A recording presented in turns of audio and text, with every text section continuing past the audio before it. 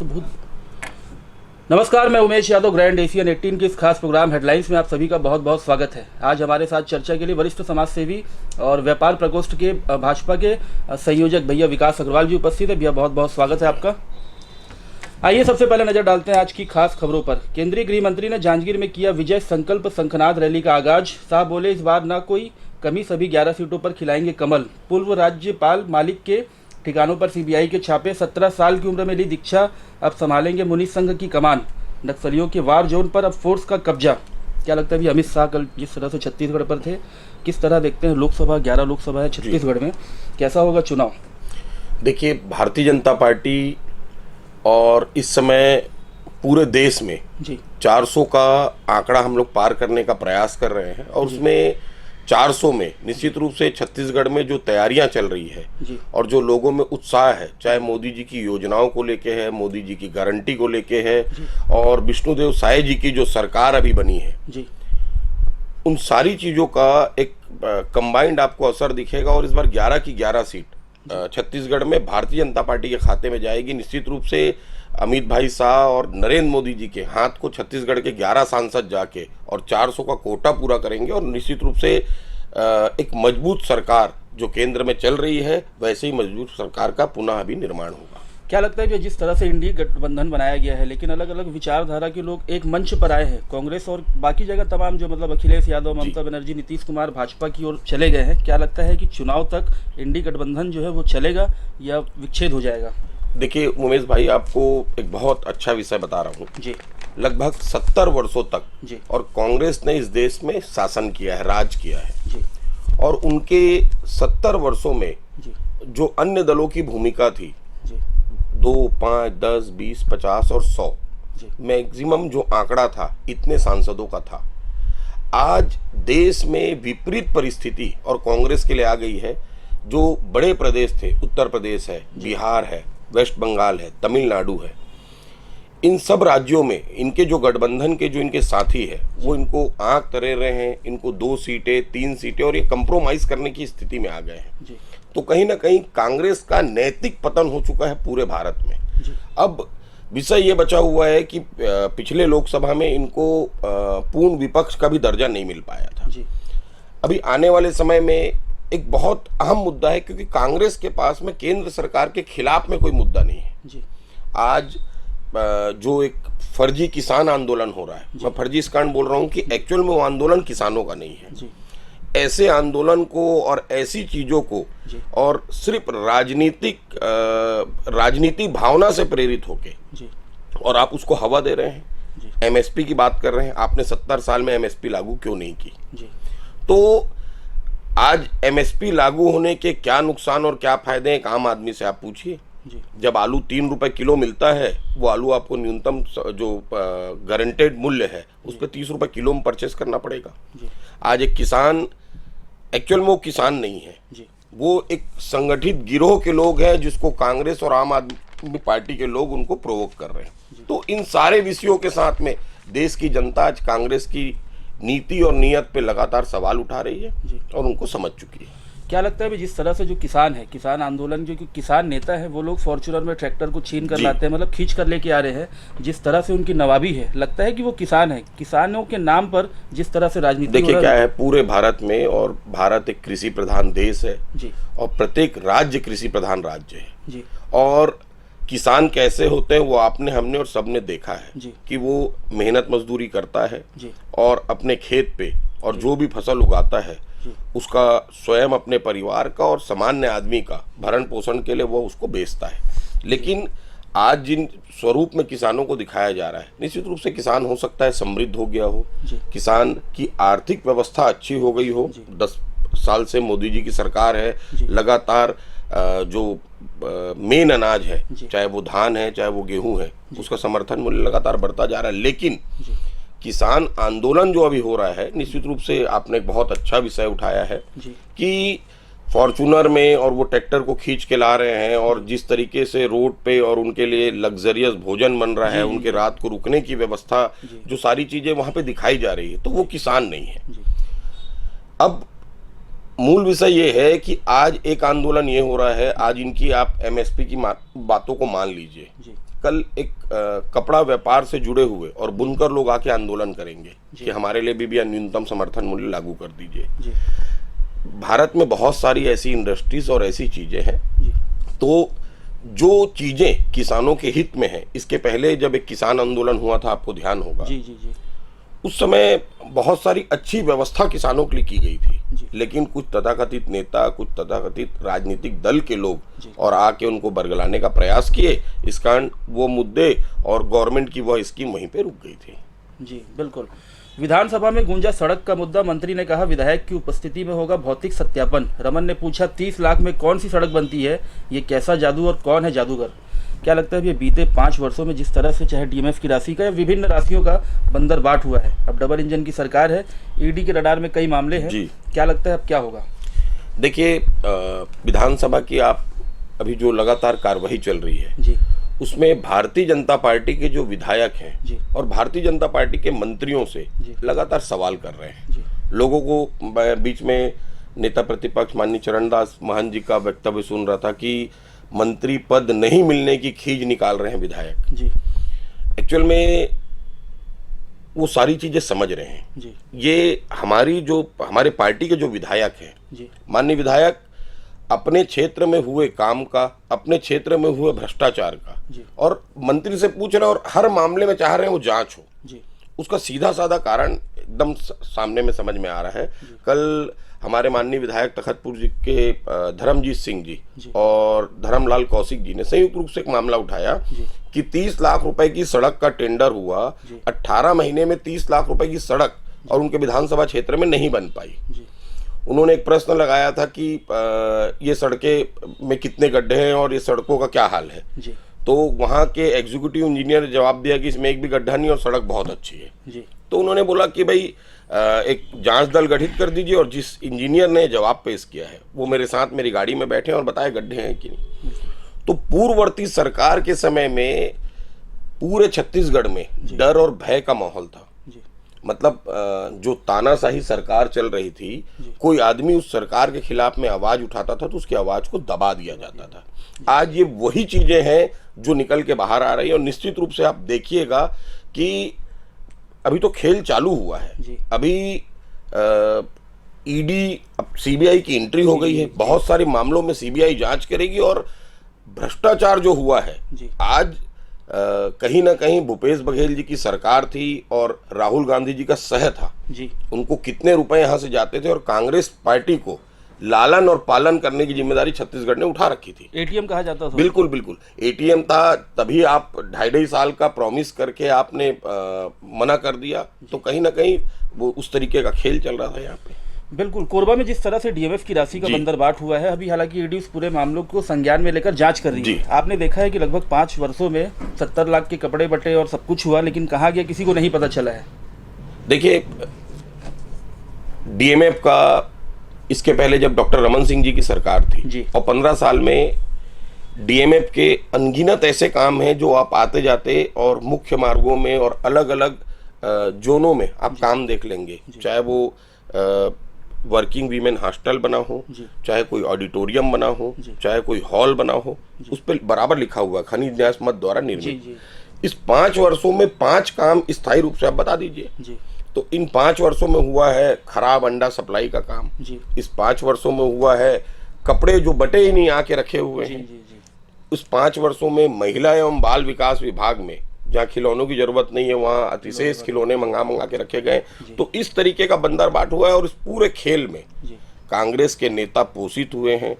तात्कालिक उस समय के जो कलेक्टर थे या डीएमएफ को देखने वाले लोग थे, वो लोगों का घर भरा है और जो ठेकेदार और सप्लायर थे वो पैसे कमाए हैं। तो अभी बीच में एक विषय आया था कि 4 ठेकेदारों का नाम भी उजागर हुआ था।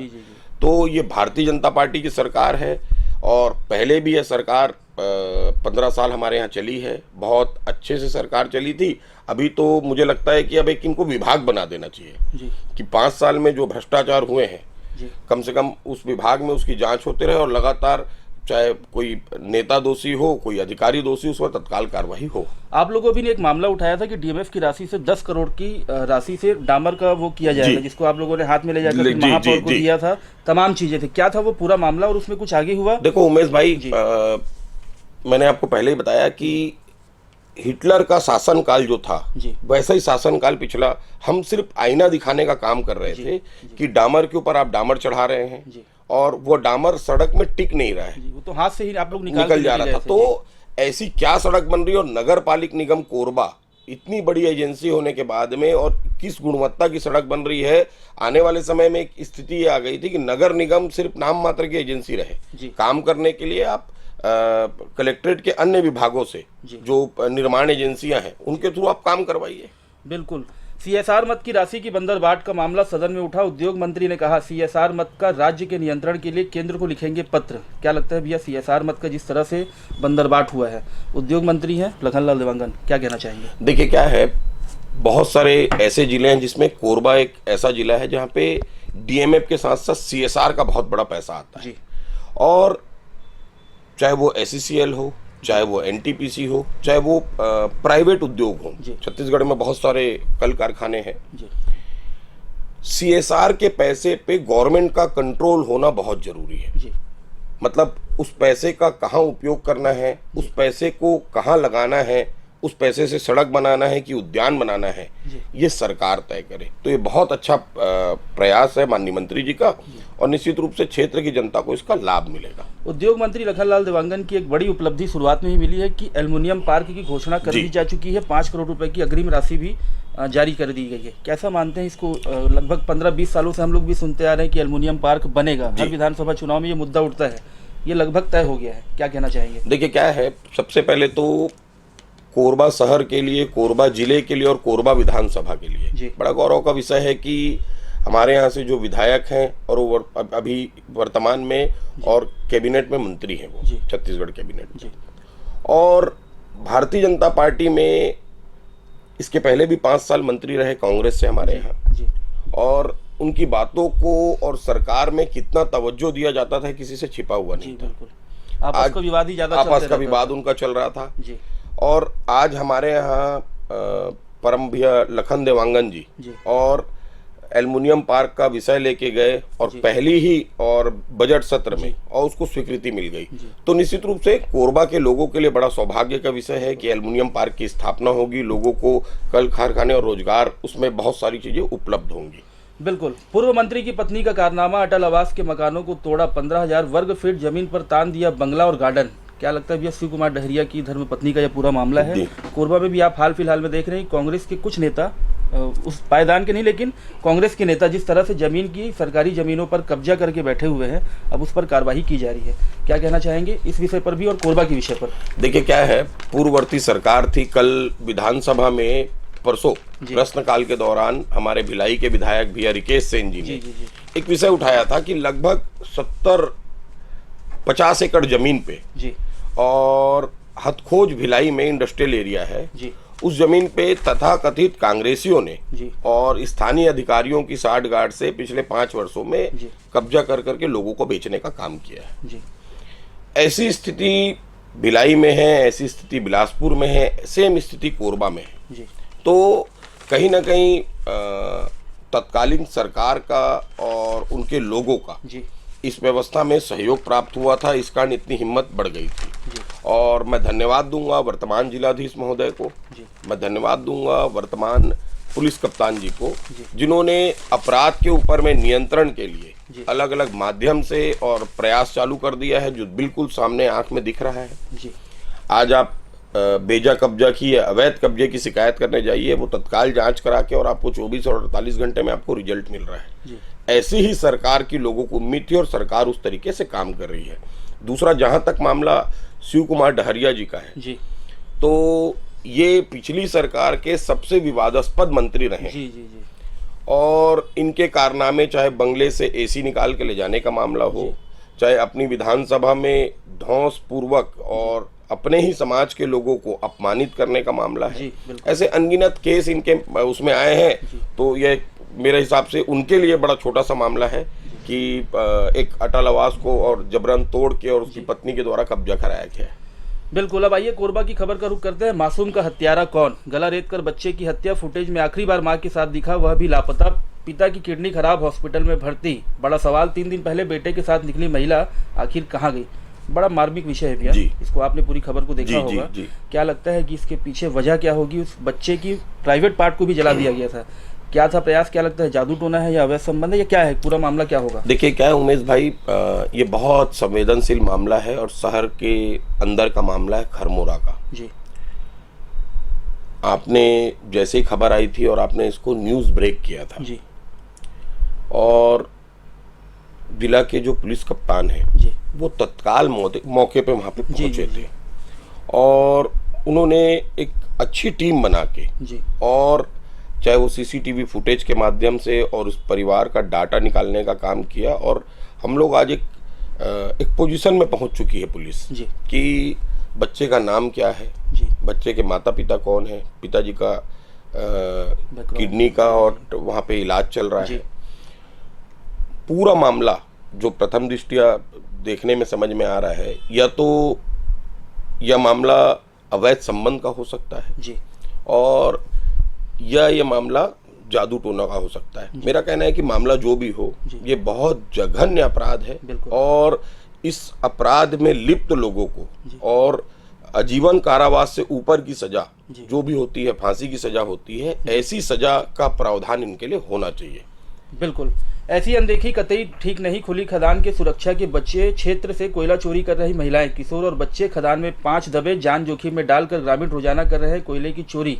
कोयले को खान से निकाल जगह जगह इकट्ठा कर रहे, फिर भी कोई कार्रवाई नहीं। क्या लगता है ये कल की घटना है? 2 लोगों की मौत हो चुकी है, बाकी लोगों की खोजबीन जारी है। कोयले का जो चोरी का पूरा खेल है, आप सामने से देख रहे होंगे, लगभग 10 वर्षों से काम चल रहा है।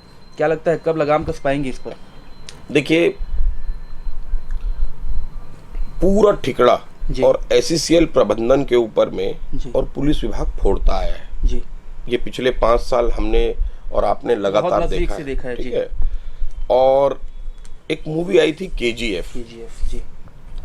जिस केजीएफ मूवी में जिस तरीके से और प्लान्ड वे में जी और अवैध काम हो रहा था, उसी तर्ज पे कोल माफियाओं के द्वारा और छत्तीसगढ़ में और विशेष रूप से कोरबा में जी, मतलब हजारों की संख्या में झारखंड और बिहार से मजदूर को आप बुलवा के प्रत्येक को एक साइकिल देके और आप प्लांट वे में कोयला निकालने का काम प्रशासन की नाक के नीचे चल रहा था और उस समय भैया ओपी चौधरी जी ने इस विषय को उठाया था तो भूपेश बघेल जी की सरकार ने उस वीडियो को फर्जी बताया था, उसको बताया कि झारखंड का वीडियो है और ओपी चौधरी जी के ऊपर में एक फर्जी अपराध भी पंजीबद्ध कराया था।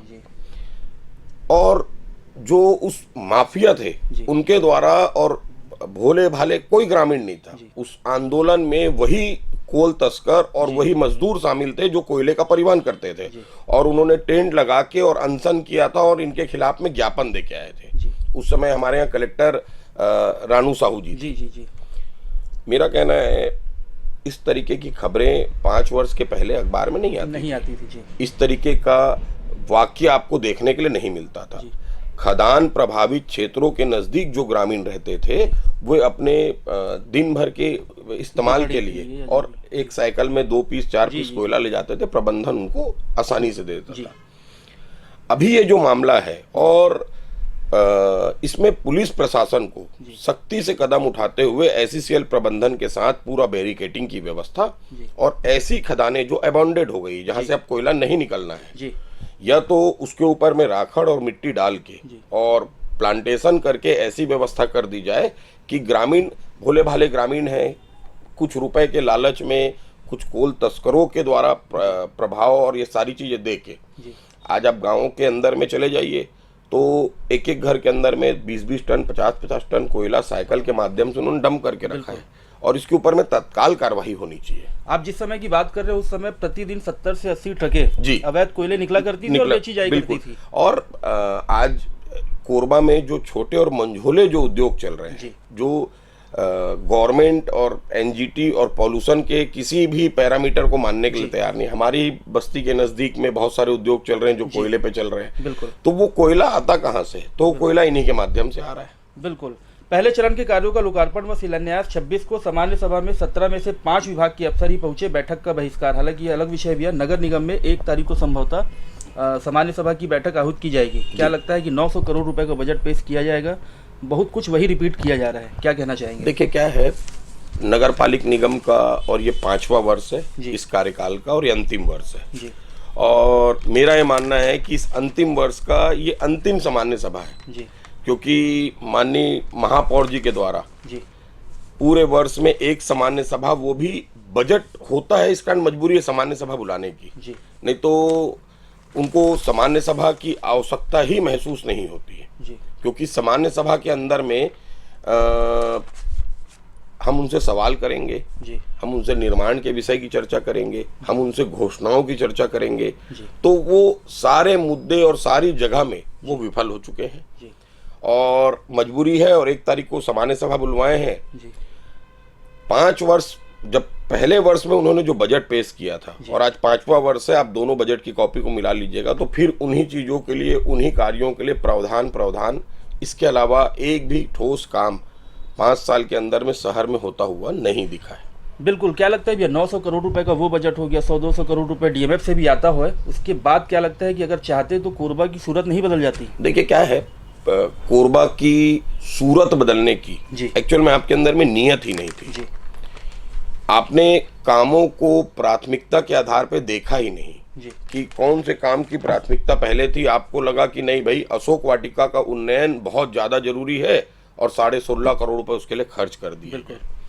तो मूलभूत चीजें जिनकी आवश्यकता थी उन कामों को आपने 5 साल के अंदर में नहीं किया। सिर्फ वही काम करवाए गए जिन कामों से आपको मोटी रकम बतौर कमीशन मिल सके और कांग्रेस पार्टी के जो तथाकथित ठेकेदार हैं, जो कार्यकर्ता हैं, वो ऑबलाइज हो सके। आपने वही काम इन 5 सालों के अंदर में करवाया है। आपने कमीशन खोरी की बात की। जब से अरुण साहू जी जब से नगरीय निकाय के मंत्री बने हैं तब से पता चल रहा है, ठेकेदार मित्र बताते हैं कि कमीशन पूरी तरह से निगम में बंद हो चुका है। इस वजह से भी कई जो नेता हैं या जो भी लोग हैं उनके पेट में दर्द हो रहा है।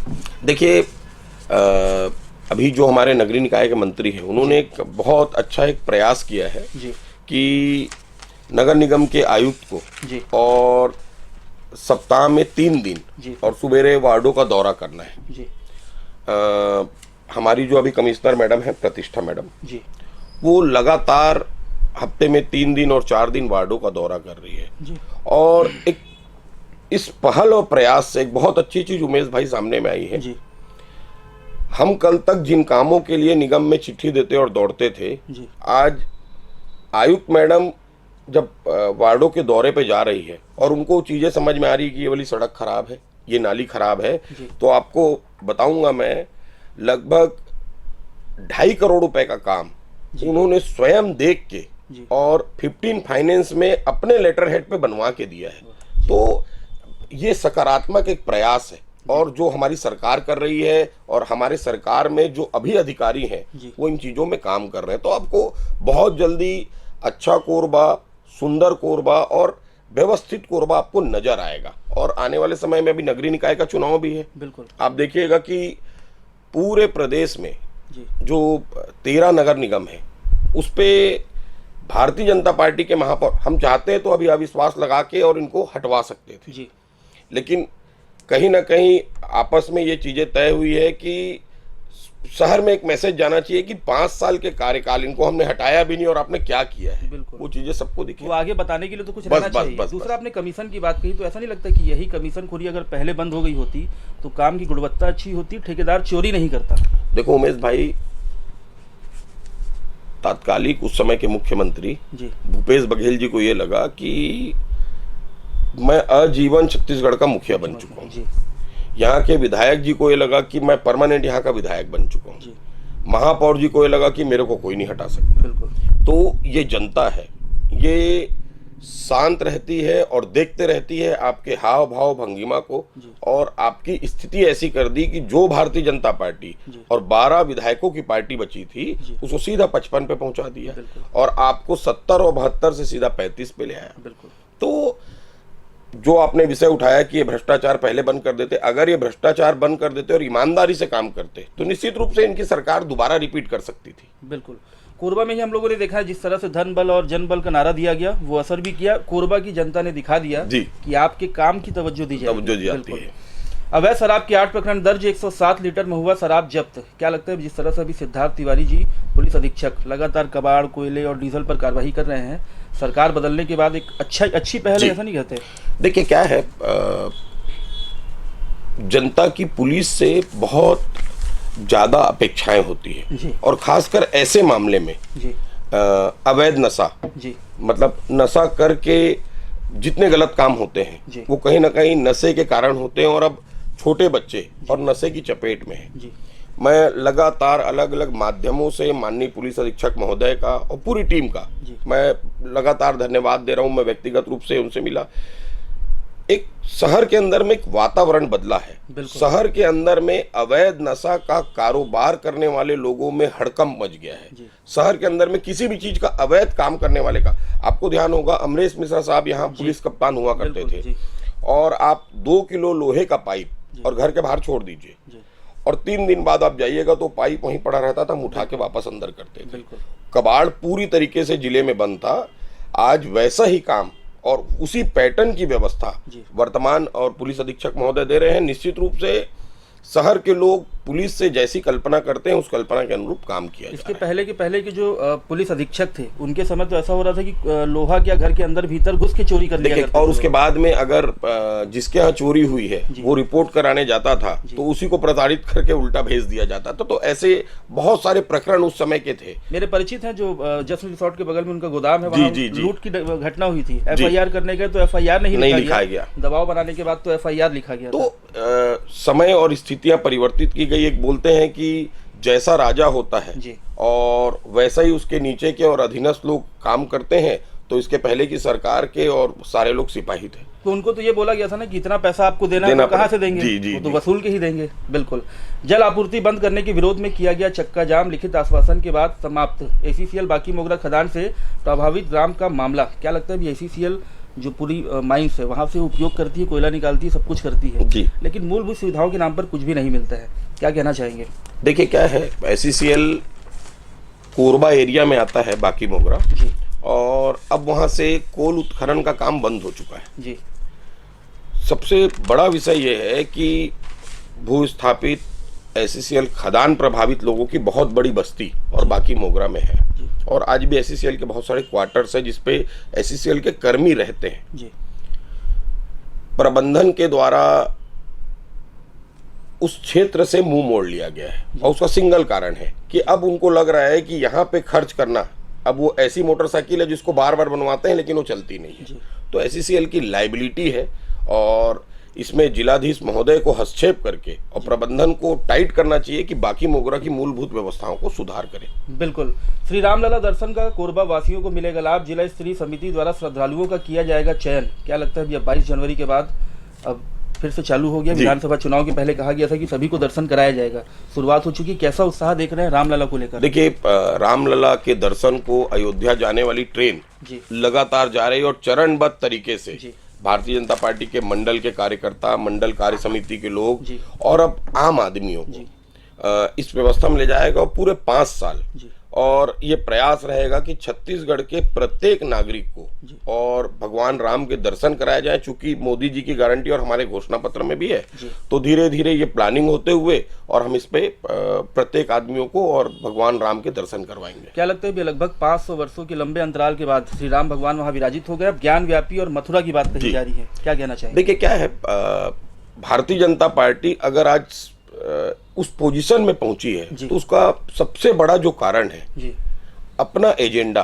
भारतीय जनता पार्टी जिस दिन अस्तित्व में आई थी उस दिन भारतीय जनता पार्टी का अपना एक एजेंडा था।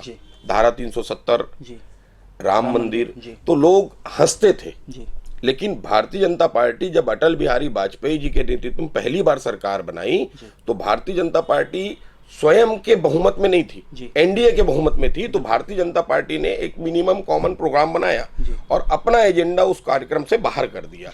लेकिन मोदी जी के नेतृत्व में 2014 में जब बीजेपी पूर्ण गठबंधन मतलब पूर्ण बहुमत की सरकार बना के लेके आई तो अपने पूरे एजेंडे और सनातन का देश है ये, क्यों नहीं बनना चाहिए राम मंदिर, क्यों नहीं बनना चाहिए मथुरा में भगवान कृष्ण का मंदिर, क्यों नहीं बाबा विश्वनाथ को और अपन उस मस्जिद से मुक्त कराए।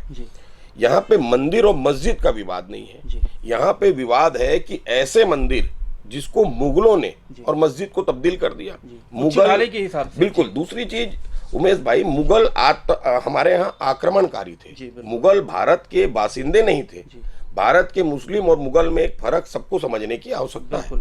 आपने जिस तरह से कहा, विपक्षी पहले यही कहते थे कि राम काल्पनिक है और सिर्फ तारीख नहीं बताएंगे पर मंदिर वहीं बनाएंगे, तमाम चीजें कही जाती थी। आपको मैं बताऊंगा उमेश भाई कि 2008 से और 14 के बीच में भगवान राम को लेके और सोनिया गांधी जी के नेतृत्व में जो सरकार चल रही थी, मतलब इतने ऐसी ऐसी व्यवस्थाएं, ऐसी ऐसी चीजें बोली गई कि आज भगवान राम का आप श्राप ही मान लीजिए कि वो लगातार सत्ता से दूर जाते जा रहे हैं। ये जो यात्रा निकाले इसका कुछ असर होगा? विधानसभा चुनाव के पहले भी यात्रा पर थे, अभी भी यात्रा पर हैं। देखिए, आपको ये भारत जोड़ो यात्रा और न्याय यात्रा, ये दो नाम से यात्रा चल रही है। जितना ये भारत को जोड़ने की बात करते हैं उतने ज्यादा कांग्रेसी लगातार टूटते जा रहे हैं। तो इनको अपने अंदर झांकने की जरूरत है कि कमी हमारे अंदर में क्या है। जब इनसे बात करो, अडानी से शुरू करते हैं, अंबानी में खत्म करते हैं। मेरा कहना है अंबानी और अडानी के ऊपर में अगर इनके पास में तथ्य हैं तो जाके एफआईआर दर्ज कराएं, जाके कोर्ट में हलफनामा दे, उनके कारखाने, उनके रोजगार और उनकी व्यवस्थाओं को बंद कराएं। बिल्कुल, ऐसा नहीं लगता कि वो घूमने निकले हुए न्याय यात्रा की बात कर रहे हैं, पर हसदेव अरण्य के क्षेत्र में इसके पहले बहुत आवाज उठाई, पर अब वो शांत है। अगर न्याय यात्रा पर है तो वहां जाना चाहिए, उस काम को रुकवाना चाहिए। देखिए, आपको एक बात बताऊंगा, भारतीय जनता पार्टी और जब विपक्ष में थी तो कोल स्कैम हो चाहे अनगिनत ऐसे मुद्दे थे जिसके ऊपर में लोकसभा में लगातार सरकार को घेरती थी और जनता देख रही थी। आज पिछले 10 वर्षों में हमने एक भी ऐसा मुद्दा जो सरकार के द्वारा उठाया गया कदम हो और जिस पे ये घेर सके, एक भी सिंगल भ्रष्टाचार का मामला 10 वर्ष की इतनी बड़ी सरकार चली, कहीं कोई दाग नहीं है। इनके पास कोई मुद्दे नहीं, और जब कोई विपक्ष मुद्दा विहीन हो जाता है तो इस तरीके की उटपटांग हरकतें, उटपटांग बातें करता है जो आज राहुल गांधी जी कर रहे हैं। चलिए, बहुत बहुत धन्यवाद आप सभी का इस खास प्रोग्राम को देखने के लिए, और भैया बहुत बहुत धन्यवाद इस सार्थक संवाद के लिए। धन्यवाद।